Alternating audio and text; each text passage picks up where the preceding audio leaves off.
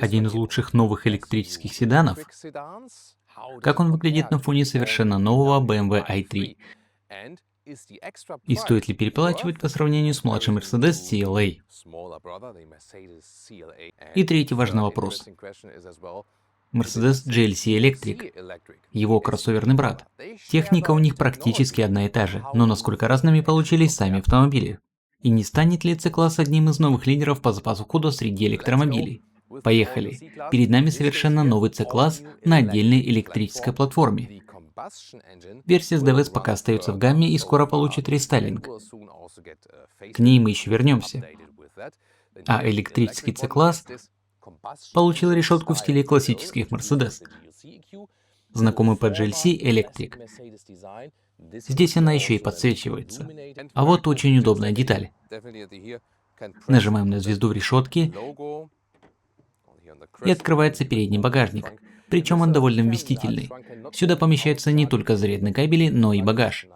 Внутри есть аккуратный коврик и газовые упоры. Решение действительно практичное. И в этом отношении C-класс заметно удобнее BMW i3. Длина автомобиля 4,88 метра. Это примерно на 13-16 сантиметров больше, чем у Mercedes CLA, BMW i3 и обычного C-класса с DVS. Основная прибавка пришлась на колесную базу. Но заметно больше места в салоне от этого не стало. Mercedes специально сохранил длинный капот, чтобы C-класс выглядел более классически, особенно на фоне CLA. Стартовая версия C400. Здесь полный привод 4MATIC, позже появятся и заднеприводные варианты. А полноприводный получает по электромотору спереди и сзади. Этот C400 разгоняется до сотни за 4 секунды. Уже почти уровень производительности AMG версии. Полезная емкость основной батареи составляет 94,5 кВт-часа. Позже добавит и батарею NMC на 85 кВт-часов, чтобы снизить стартовую цену. С ней C-класс должен стоить меньше 63 тысяч евро, а версия с большой батареей начинается примерно с 67 тысяч.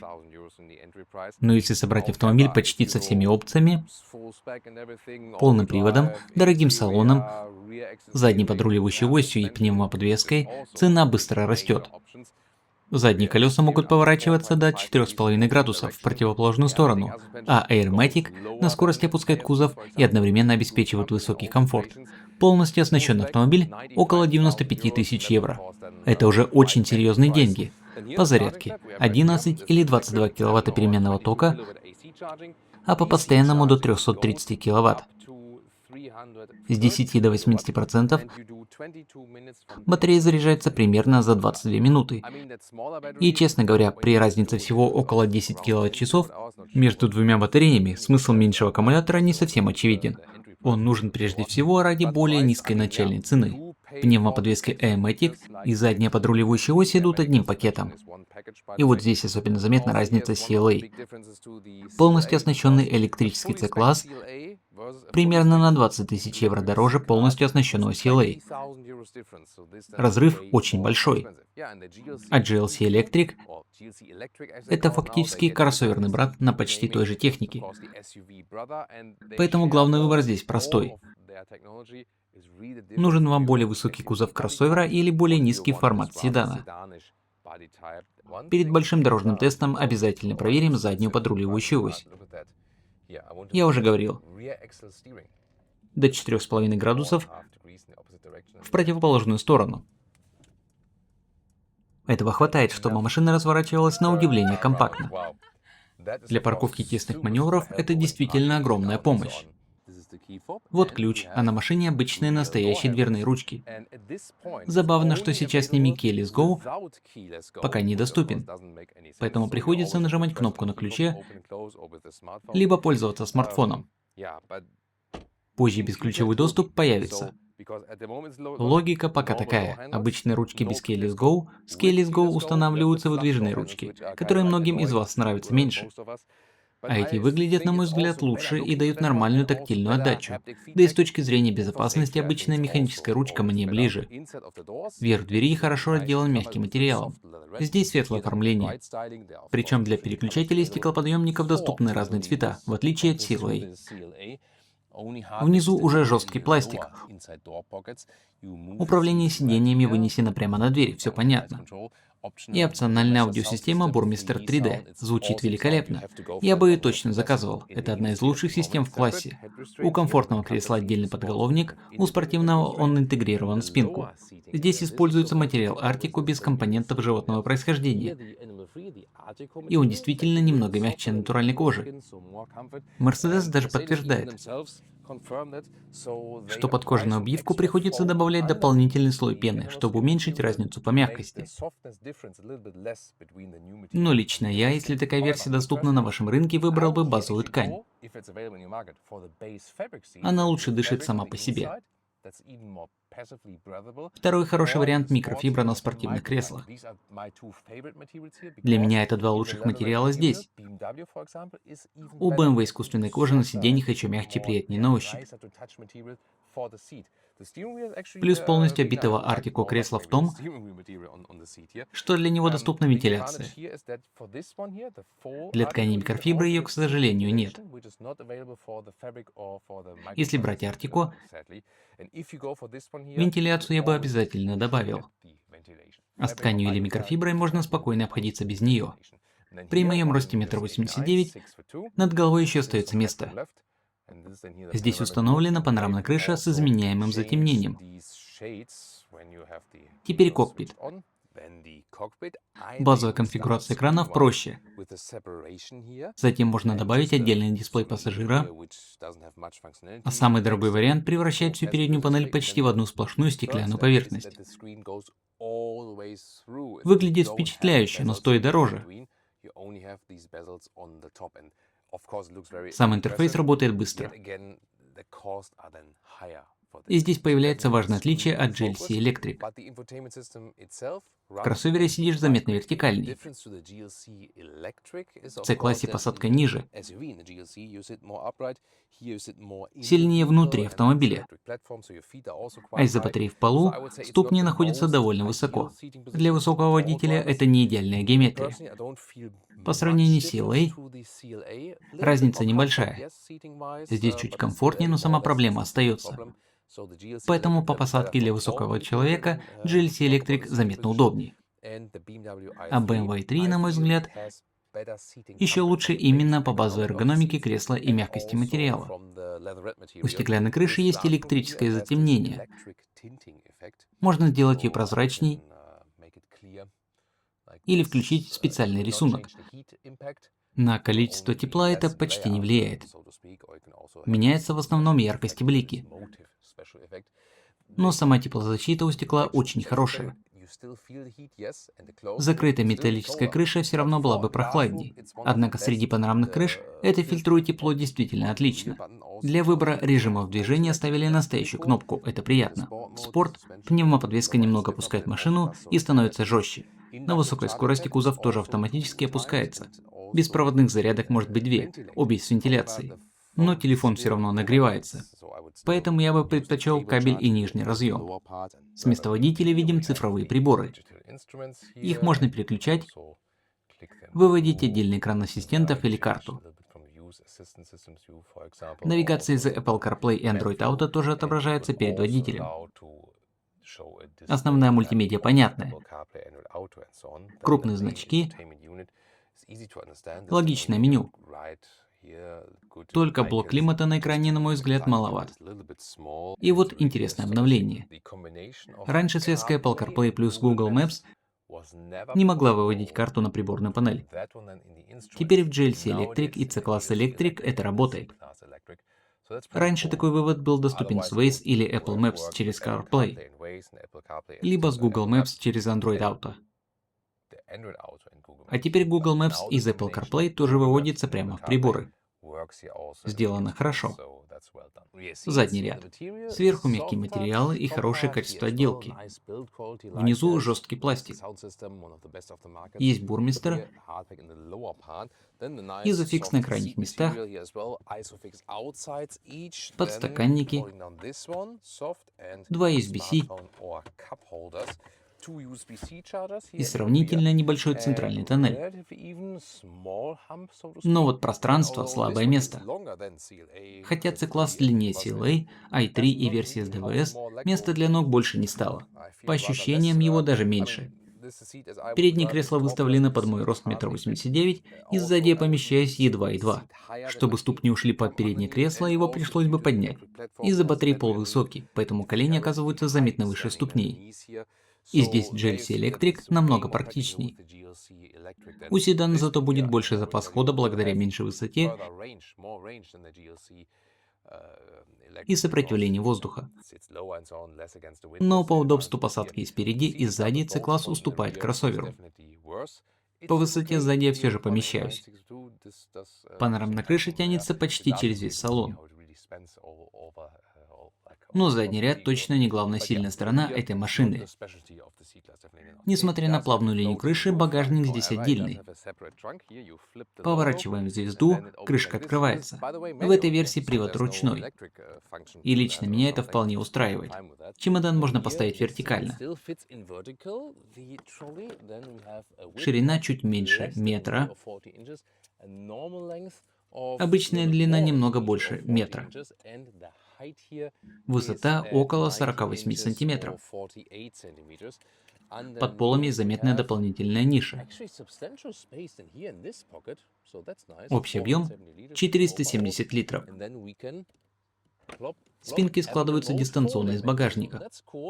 Удобно. И у BMW i3 такого решения, например, нет. После складывания получаем примерно 1,80 м полезной длины. Едем. На нашей машине 20-дюймовые колеса. С меньшими, конечно, будет еще мягче. И вот сразу неровности. Подвеска не превращает автомобиль в раскачивающийся диван. Даже в комфорт он остается достаточно собранным.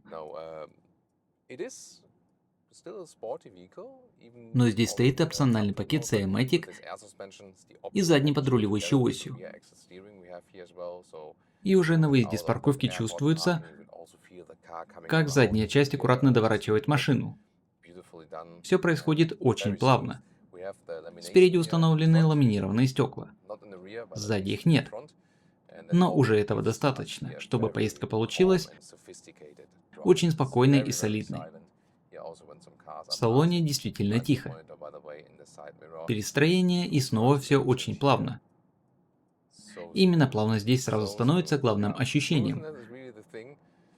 А дальше у нас 3 важных сравнения. С GLC Electric, с обычным C-класс DVS и с BMW i3. По ходу поездки разберем каждое. Если у вас длинные ноги, как у нас, более вертикальная посадка в кроссовере объективно практичнее и удобнее. В седане сидишь ниже, а батарея в полу еще немного поднимает ступни. Поэтому посадку обязательно стоит примерить самому у дилера.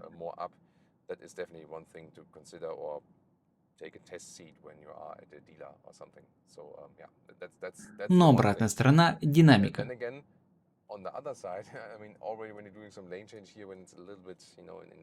Уже в обычном перестроении C-класс ощущается спортивнее GLC. На извилистой дороге низкая посадка приятнее и для пассажира, а батарея внизу держит центр тяжести низко. По сравнению с C-классом с DVS,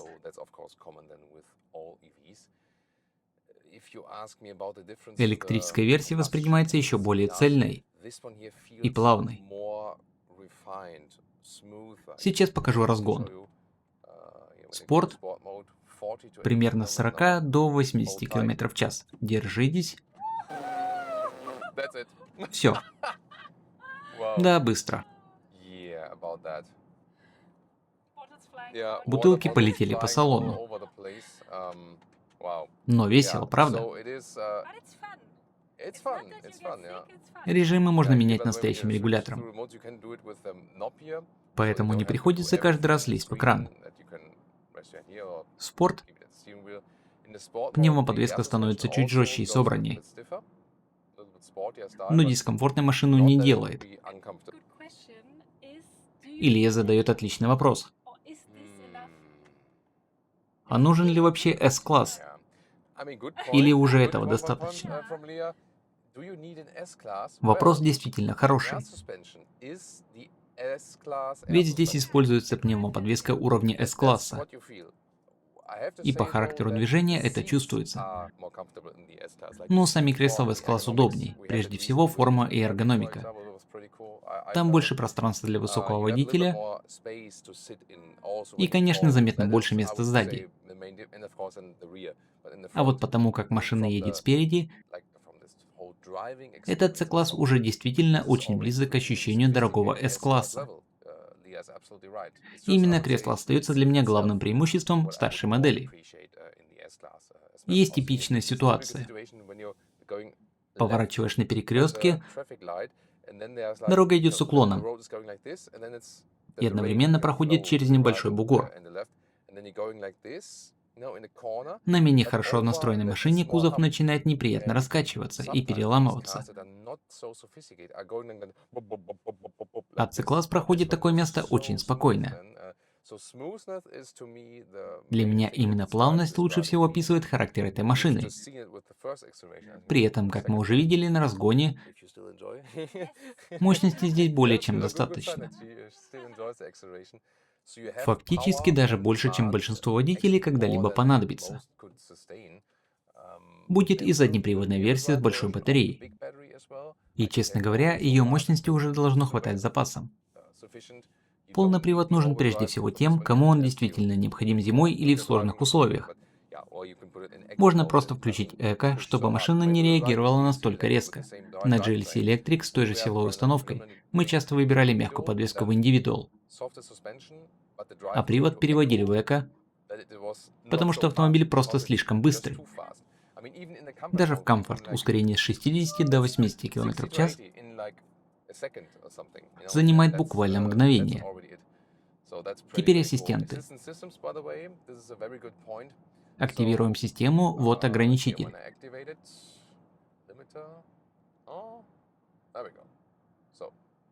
Все настраивается физическими клавишами на левой спице руля. Такие нормальные органы управления я действительно ценю. Система очень плавно удерживает машину в полосе и также аккуратно выполняет полуавтоматическую смену полосы. Уровень уже высокий, мне нравится. Но именно здесь BMW пока впереди Mercedes. В i3 уже доступен Level 2 с движением hands-off на автомагистрали. C-класс должен получить похожую функцию позже, как и GLC Electric, но на момент съемки заказать ее нельзя. И важный момент – понадобится отдельное оборудование. Дополнительные камеры. Дооснастить уже купленный автомобиль потом не получится. То есть ждать только программного обновления бессмысленно. Нужное железо должно быть установлено с завода. В целом ассистенты Mercedes работают очень хорошо. Но интеграция у BMW сейчас еще на один уровень выше.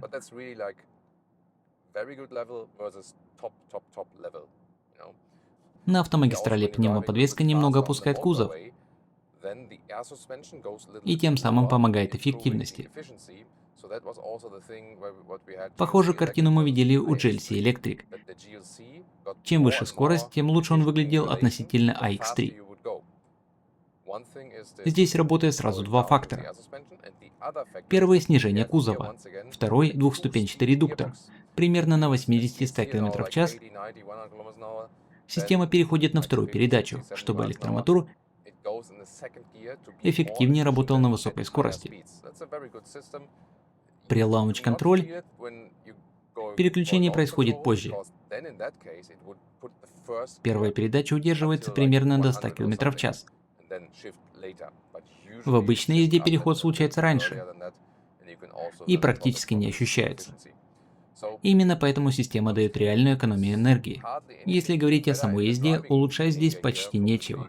Главный компромисс для меня – посадка. Высокому человеку, естественно, удобнее в кроссовере. А в электрическом седане батарея под полом делает этот вопрос еще заметней. Поэтому относительно GLC Electric все сводится к понятному выбору. В GLC сидишь выше и удобнее, зато C-класс ощущается спортивнее. По сравнению с версией с DVS, электрический C-класс едет еще плавнее и воспринимается более дорогим и изолированным. Теперь BMW i3. Он в целом настроен спортивнее. А сами кресла BMW мне снова нравятся больше. Зато подвеска C-класса заметно комфортнее, особенно с iMatic. У i3 пневмоподвески нет. BMW предлагает обычную или адаптивную подвеску. Mercedes обычную либо пневматическую вместе с задней подруливающей осью. По плавности подвески Mercedes впереди. А вот по форме кресла, посадке и общей эргономике i3 для меня лучше. Правда, высокий пол из-за батареи есть и там. Так что проблема полностью не исчезает. У i3 батарея крупнее, поэтому на низких скоростях запас хода будет больше. Но чем быстрее ездишь,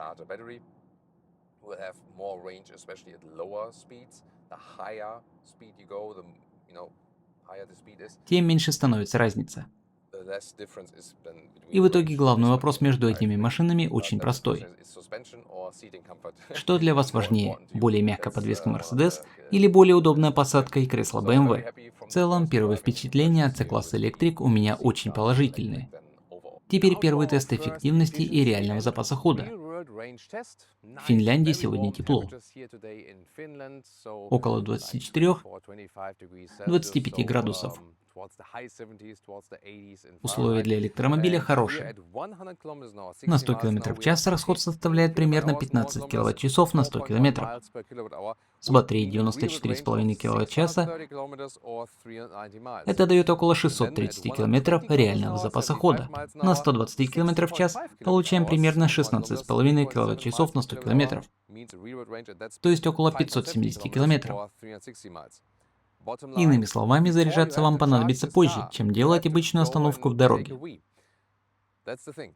Запас хода здесь вряд ли вообще станет ограничением. Еще интереснее, насколько небольшая разница в расходе между 100 и 120 км в час. На высокой скорости iMatic опускает кузов, двухступенчатый редуктор уже работает на второй передаче, а низкий кузов седана создает меньше сопротивления воздуху. Если сравнивать с GLC Electric, на 100 км в час C-класс экономит примерно 3 кВт-часа на 100 км. А даже при сравнении GLC на 130 км в час и C-класс на 120 км в час, разница все равно составляет около 4,5 кВт-часов. И если бы мы измерили C-класс на тех же 130 км в час, разрыв, вероятно, был бы еще заметней. То есть, чем выше скорость, тем сильнее аэродинамическое преимущество седана. C-класс действительно очень эффективен. И в итоге все зависит от ваших приоритетов. По сравнению с GLC Electric, этот C-класс проедет дальше и ощущается спортивней. Но высокому водителю в кроссовере удобнее сидеть. На фоне BMW i3 Mercedes выигрывает пневмоподвеской и задней подруливающей осью. По плавности он комфортнее. Зато у BMW уже есть hands-off на автомагистрали, лучше интегрированы ассистенты и, на мой взгляд, удобнее сами кресла. Подвеска у i3 при этом жестче. А по сравнению с CLA здесь более классический внешний вид, длинный капот и больше дорогих опций. Прежде всего AMATIC и задняя подруливающая ось, но заметно больше пространства вы не получаете. При разнице примерно в 20 тысяч евро между полностью оснащенными версиями, с чисто рациональной точки зрения C-класс выглядит не слишком логично. Но едет он действительно исключительно комфортно и по-взрослому. Плюс спереди можно заказать акустические стекла. Еще одно преимущество перед CLA и i3. Вот таким получился совершенно новый электрический C-класс. А скоро мы отдельно расскажем, как будет развиваться версия с DVS уже на другой платформе.